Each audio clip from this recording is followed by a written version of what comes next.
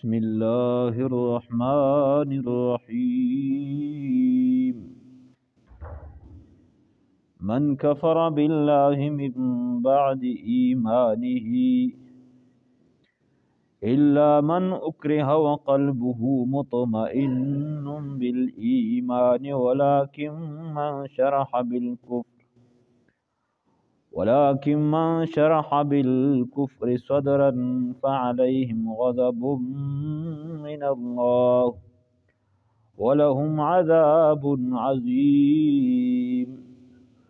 صدق الله مولانا العظيم. دغه آیتونو کې الله جل جلاله د دغه بیان کوي، بلکې مخکې د دغه نه موږ د دې شان نزول بیان کو چې دا د چا باره کې نازل شل، نو خبره به واضح شي. حضرت عمار رضی الله تعالی عنہ د پلور و یاسر دا کفار ونیو، مکی دور کې ډېر انتهایی ظلمونه و، نبوت ابتدائی کوم دور چې ډېر تکلیفونه و، نو چې وینیو دا زور یې پکاو چې بس ته کلمه پرېږده او کفر اختیار کا، شرک اختیار کا. دا هغه منل نه وي سره د اوس پرې داسې سیخ یې ورته ګرم کړ او د سترګې ته یې داسې نږدې کړ، ورته وایي چې که چېرته دې کلمه پرې نږدوله نو دغه د اوسپنې کوم د ګرم سلای چې ده دا د سترګې کې تېروو، دی ته چې کلمه دا د پرېږدلو شی نه ده. نو په یوه سترګه کې هغه ننه کړه، سترګې ټس ویل بس ختم شوه. هغې نه بعد یې بیا ورته ګرم کړه، وی د دویمې د هم دغه حال لکه کلمه د کفر دی وویله او نوې کلمه دې پرېږدوله دی خو به دې بچ شي، وی پروا نشته، دمره ګوره په خپل ایمان باندې ټینګ وو، الله په موږ باندې امتحانات تر نن باندې رولي او نه موږ زغملي دي. نو په دویمه سترګه کې هغه سلای وونه،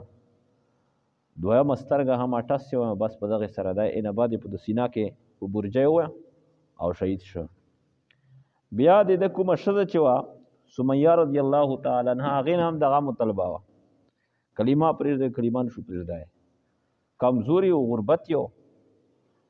نو یوه پښه یې د اوښ پرې یو طرف ته وتړله، بله په بل طرف ته، یو دورې پورې ون که بل دورې، او ابو جهل لعین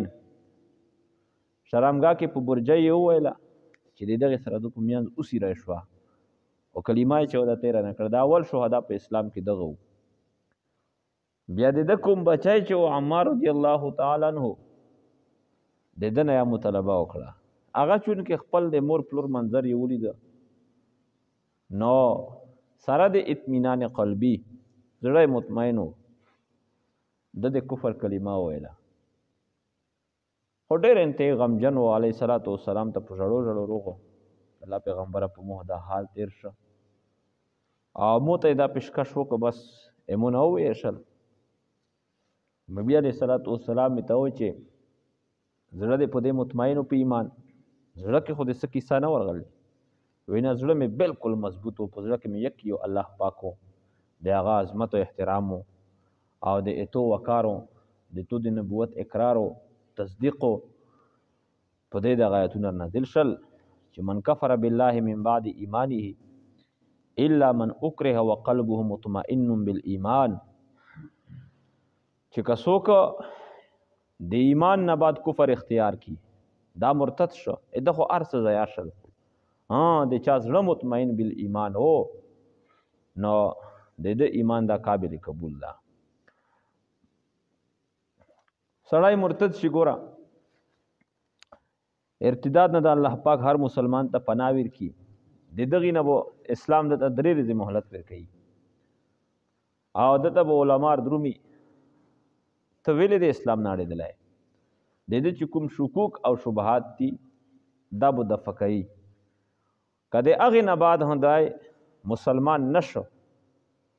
نو بیا د ده سزا چې ده صرف قتل ده، کافر ده، په خپل کفر باندې ټینګ ده، نو د د پر خپل شرایط دی خدا د قتل اجازت نشته ده چې د اسلامی حکومت لوند خپل وخت لري یو مسلمان شو ووس د هغې نه بعد اسلام یې پرېږدول او کفر اختیار که نو د درې ورځې مهلت ته چې په دې کې به دای شکوک او شبهات پې لرې کولی شي نو که بیا مسلمان شو خو ټیک تو او که مسلمان نشو په خپل کفر ټینګو نو بیا د دغې سزا چې د هغه قتل دو خو دا بله مسله چې یو سړی دا دته دمکی ملو شي نو په کوم حالت کې دته د کفر اجازت شته ده چې ته کفر اختیار کوای شي که چېرته د کوم محدد ده دمکی ورکوونکه د قتل دمکی ورکړه یا د اندام د کټ کولو یا لوس یا پښا یا بل داسې اندام د کټ کولو دمکی ورکړه مطلبه یې نه دا وه چې کفر اختیار کا او د ده دا یقین و چې د کومه دمکیر کوي په دې دا یې قادره ده دغسې دا یې کوی شي مړوي مې اندام ورنه کټ کوي په دغه صورت کې اوس دوه صورتونه دي یو عزیمت ته او یو رخصت ته عزیمت دا چې سړی ټینګ شوي ته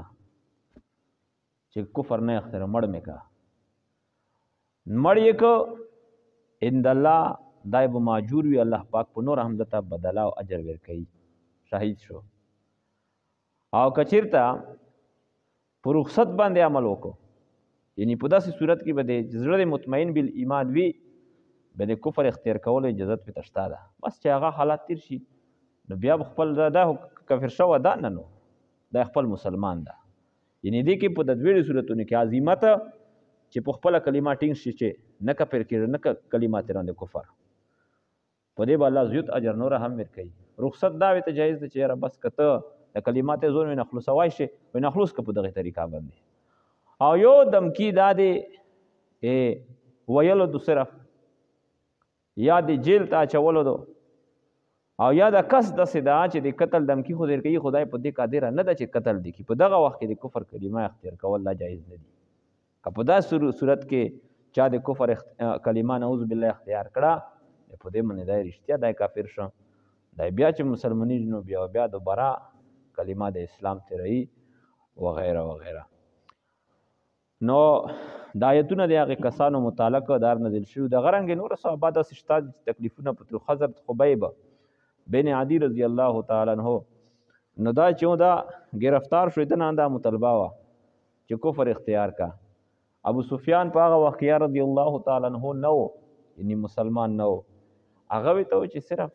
دمره وایه چې د مو په ځای کاش چې محمد صلی الله علیه وسلم په د پڼسۍ وای پڼسي کوم دوی ته یې چې پڼسي خو څه کوې زه په پڼسي کېږه او زه یې پڼسۍ نه بچ کېږه صرف دار ته وایې چې کاش چې د هغې باندې غذای لوړوي چې دا کلمه په نه وایه تا په پڼسۍ کول باندې غواړي چې کاش چا په پڼسۍ وه شهید یې کو دارنګې خبیب بن زید رضی الله تعالی عنه دا په جنگ یمامه کې د جنگ یمامه دا د حضرت ابوبکر صدیق رضی الله تعالی عنه په دور خلافت کې شو 700 پکې حفاظ دا شهیدون شوي وو این علاوه 1400 عام صحابه کرام دا پکې شهیدون شوي وو نو دغه حضرت خبیب بن زید رضی الله تعالی عنه دا هم گرفتار شو مسیلمه ورته چې ته څوک یې ویلې رغلی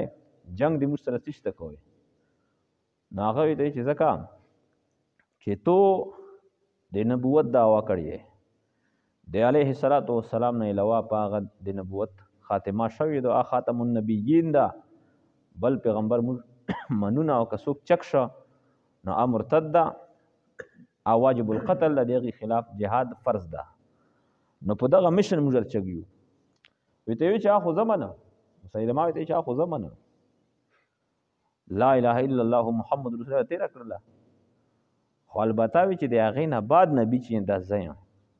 چې نه بعد پیغمبر کېدل ته تو سره اور ونه ته یې منل کوې وی چې نه یې منې او نه یې اور وې نو اقطعک اربن اربن یو اندام به دې نه جدا که په داسې حال کې به دې چې قتل که نو زه ورته چې انت وذاکه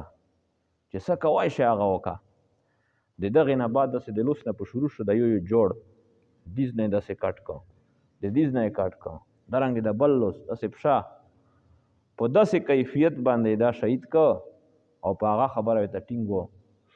چې د نبی علیه الصلاة والسلام نه علاوه بل پیغمبر دا شته نه ده او که څوک شي د هغې خلاف جهاد په موږ باندې لازم ده. بهرحال دلته کې هم الله پاک دا د دغې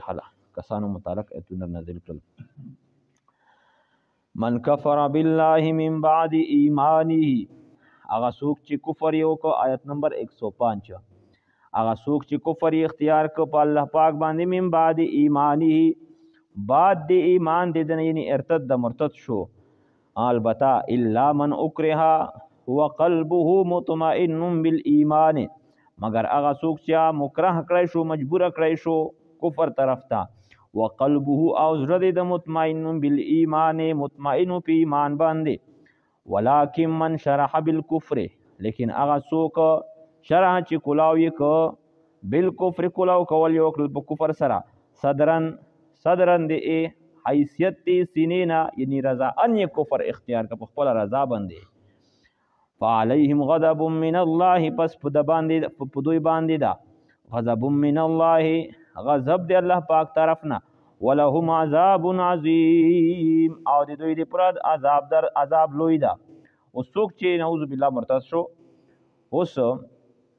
بیا ته خدای ایمان نصیب که. ارتداد داسې شی ده چې دا د انسان څومره اعمال یې مخکې کړي ده، ټول حبطت اعماله، اعمال یې ضایع شول، نو بیا د ده لکه څرنګه چې اثر نوی بیا ریکارډ شروع شي. اوس مسله ابتدایي چې حج یې کړی، مسلمان شو حج یې کړی او مرتد شو پکې، اوس یې دی صاحب نصاب د پیسې سره ډېرې دي، دوباره به حج کوي او که نه به کوي. نو امام شافعي رحمت الله مذهب په دا کې لږ غوندې الګ ته اسون ده، هغه یې چې کله بیا ایمان روړه خو کفر نه خو توبه وایستله، لہذا دغه اعمال یې بیا عود وکړه انیکو اعمالو، نو حج نیک عمل ده فرض ده، دوباره په ده بیا حج نشته. امام ابو حنیفه رحمت الله علیه مذهب دی کې سخت ده، هغه یې چې نه حج یې چې ده هغه هم ضایع شوه ده، دوباره به بیا حج کوي. ذالک بانه مستحب الحیات الدنیا، دا کفر یې ویل اختیار کړ په سبب د دې چې بشکه دوی چې استحب الحیات الدنیا، دوی پسند یې که غوره یې که ژوندون دنیا ولل آخرت، آخرت مقابله کې، وان الله بشک الله پاک چې دا لا یهدی القوم الکافرین، دا هدایت نه کوي قوم ته چا کافر وي. اولئک الذین طبع الله علی قلوبهم، دا هغه خلک دي چې مهر لګوله د الله پاک په زړونو دوی باندې، وسمعهم او په غوږونو د دوی باندې، وابصارهم او په سترګې د دوی باندې، واولئک هم الغافلون، او دا خلک چې دوی غافل دي. لا جرم حق خبره دادو چې انهم بشک دوی چې دي فی الاخرت په آخرت کې هم الخاسرون، دوی نقصان اوچتونکي دي. ثم ان ربک للذین هاجروا، بیا بشک سر رب دې تو دې پر دغه خلکو هاجروا چې دوی هجرت کړو، من بعد ما فتنوا، بعد هغې نه چې په دوی باندې ظلم کړی شو، ثم جاهدوا، بیا دوی جهاد وکړو، وصبروا او دوی استقامت اختیار کړ په ایمان باندې. ان ربک من بعدها، بشک سر رب دې تو بعد دینا لغفور رحیم، همها بخشون کا ذات، ترام کون کا ذات تا.